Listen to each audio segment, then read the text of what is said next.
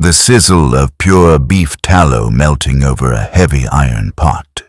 It is the fanfare signaling the beginning of a gastronomic ritual.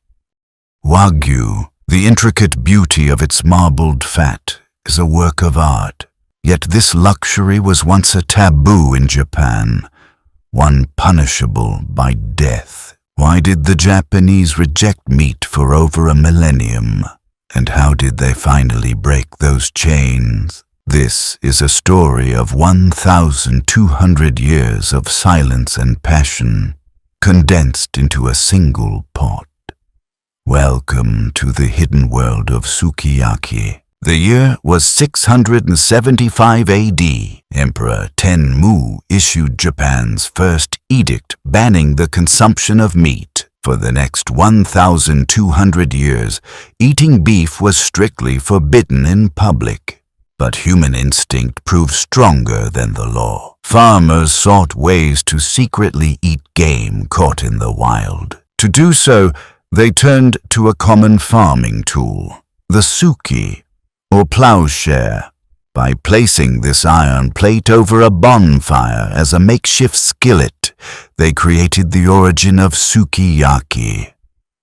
Grilling outdoors to avoid detection, it was a secret, thrilling taste of defiance, a primal means of survival. 1867, the Meiji Restoration, as Japan underwent a dramatic transformation.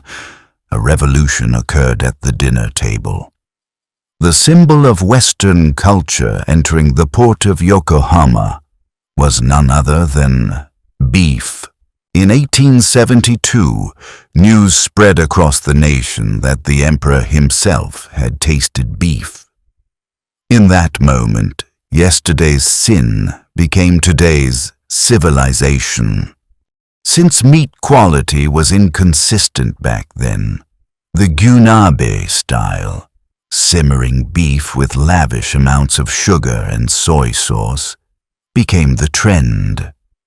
This pairing awakened the umami encoded in Japanese DNA, sparking an explosive craze. Actually, Japanese people dip their sukiyaki into raw egg. There were three surprisingly logical reasons devised by the people of the Meiji era. First, it was for heat protection. Meat pulled straight from a scorching iron pot is too hot to eat. Dipping it into a cold egg acted as a cooling device, instantly bringing it to the perfect temperature. Second, it was to mask the gamey scent. For a people who hadn't eaten meat for 1,200 years, the smell of beef was quite overwhelming. Enveloping the meat in a film of egg mellowed the unfamiliar aroma, making it more palatable. And third, it was for flavor neutralization. Adding the creamy richness of an egg to the intense soy and sugar created a culinary chemical reaction. This accidental pairing is exactly what elevated sukiyaki into a masterpiece of gastronomy. Now, regarding the unique Japanese custom that surprises the world, the raw egg. While it may seem a risky gamble in the West, in Japan, it is the pinnacle of culinary perfection, built on absolute safety. Why is it safe? Because of a rigorous science of safety. Vaccinated hens, UV sterilization, and expiration dates specifically set for raw consumption. The trust built by farmers and engineers serves as the foundation for this golden source. The Great Kanto earthquake of 1923 was an unprecedented tragedy that served as a major turning point in the history of Japanese food culture, specifically for sukiyaki. At the time, the mainstream dish in Tokyo was gunabe, beef pot, where beef was simmered in a pre-mixed sauce. However, the earthquake caused catastrophic damage to Tokyo's many Yunabe restaurants, causing the traditional flavors of Old Edo to temporarily vanish.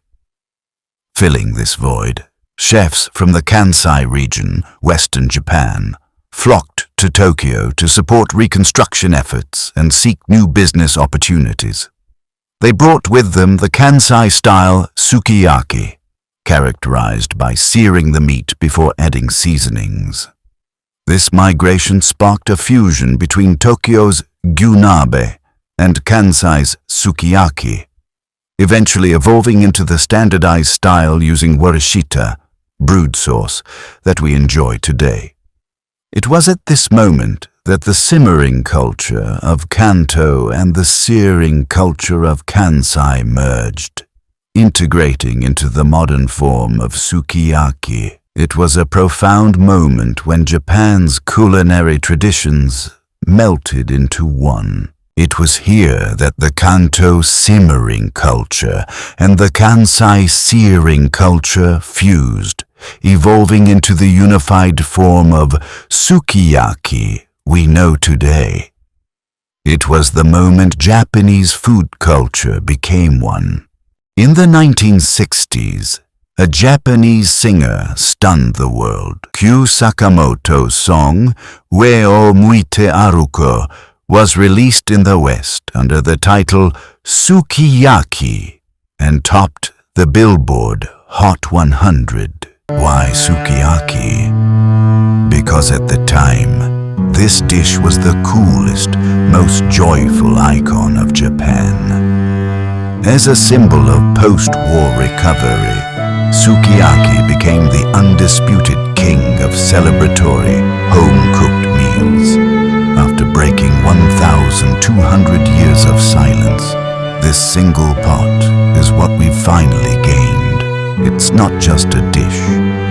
It is a story condensed from Japan's history